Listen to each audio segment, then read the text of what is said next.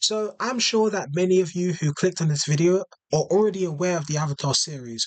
However, if you aren't, all you need to know is that this animated franchise is highly regarded as a must-watch series, specifically for its cultural representation, world building, and characters. Therefore, in this video, I'm going to be ranking the bending styles from both Avatar: The Last Airbender and Legend of Korra, regarding which bending style I believe is the weakest to the one that I believe is the strongest. Now, before I begin, this is completely my own opinion. If you disagree, let me know down below in the comment section. And if you end up enjoying today's video, please don't forget to leave a like and be sure to subscribe for more content like this. Anyways, with that being said, let's get right into it. So the styles of bending, much like the world of Avatar, is highly inspired by East Asian culture, specifically by Chinese martial arts, in which each style is meant to represent the movements and characteristics that best represent their respective fighting styles in the form of elements. Earthbending being inspired by Hong Gar, which utilizes rigid and strong movements. Waterbending being inspired by Tai Chi, which emphasizes calm and flowing movements. Firebending being inspired by Northern Shaolin, which is an external style of martial arts known for its rapid succession of swift and fast attacks. Lastly, airbending being inspired by Bagua Zhang, a style strongly known for its rotational movements and steady forms.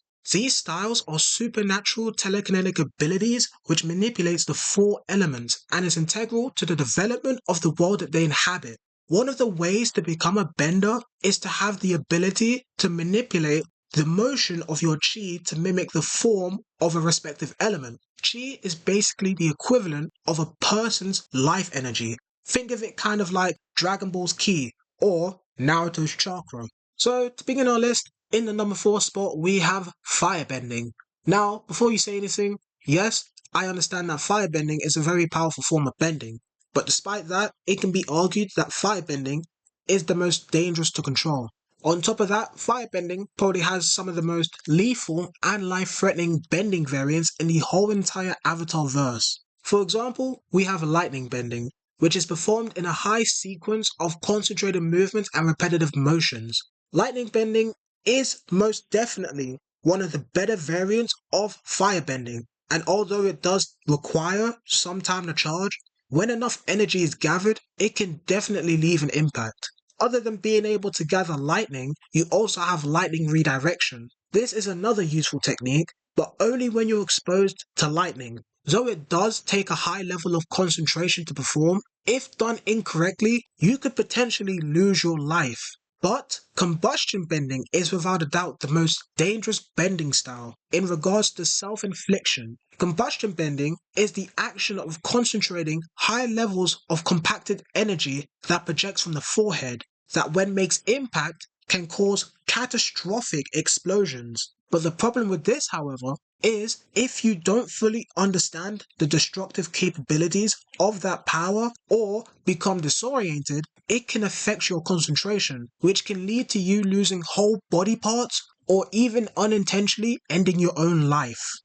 Next on the list we have airbending. As opposed to firebenders, who are more explosive and combative, airbenders are essentially devoid of malicious intent and prefer to use evasive and maneuvering tactics. Now, air is a very resourceful element. After all, it's all around us. And unlike other bending styles, like water bending, which requires water, or earth bending, which requires, well, earth, air can be used in quite literally any and all circumstances. Out of all of the other bending styles, air is the most versatile and spiritual of the bunch. Furthermore, some airbenders have exhibited feats of spirituality matching, if not surpassing, some avatars themselves, such as the ability to use a form of astral projection or even flight. And when given the fact that only a select few have unlocked this ability to fly, which surprisingly doesn't involve the avatar, that is a feat to be acknowledged. I mean, if we really think about it,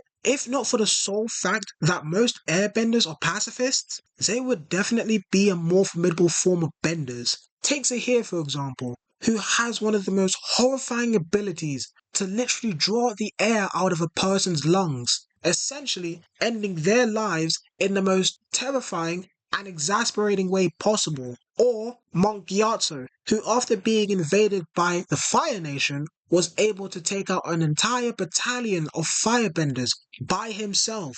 This isn't even including the fact that this man was about 80 years old, and at that time, the firebenders had Sozin's Comet, which is a comet that amplifies the power of firebenders.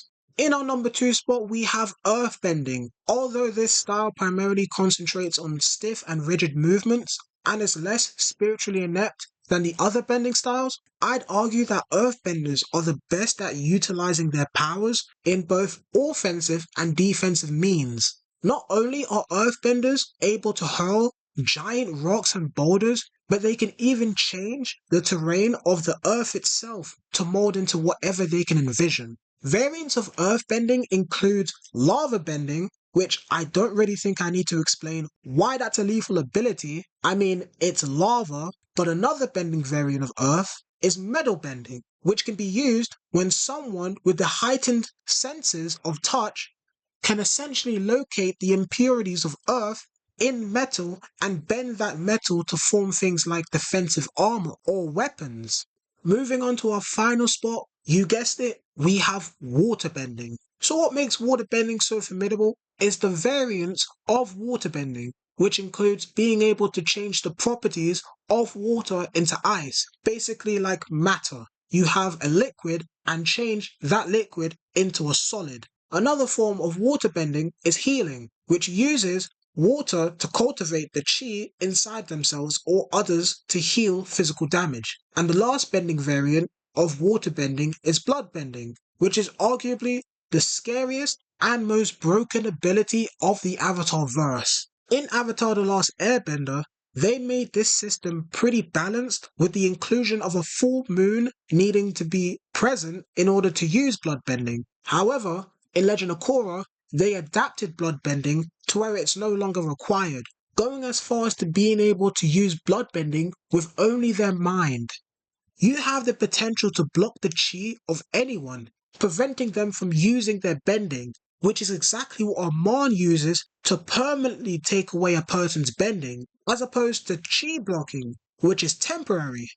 So, before I end the video, there is actually an audible mention, which is energy bending. This style is an exclusive ability only reserved for the Avatar. Now, there are only 2 known users of said ability, Aang and Korra. This style of bending encompasses the usage of pure and impure chi, be it Aang's ability to also permanently take away a person's bending, which he uses in his fight against Fire Lord Ozai. Though, in The Legend of Korra, they further expanded this idea with the ability to restore a person's bending. When Korra lost her bending, in her fight against the Mon, she was able to recover her bending after the spirit of Aang gave her the ability to use energy bending, much like how he was given that same ability by a lion turtle. And although I mentioned this one last, it doesn't necessarily mean that I think that energy bending is the best form of bending. If anything, I should have put it as number 5 or somewhere in between, but being able to take away a person's bending is quite the formidable ability, and it's not really an ability that is accessible to everyone. So that's it for the video. Please let me know your thoughts down below, and until next time.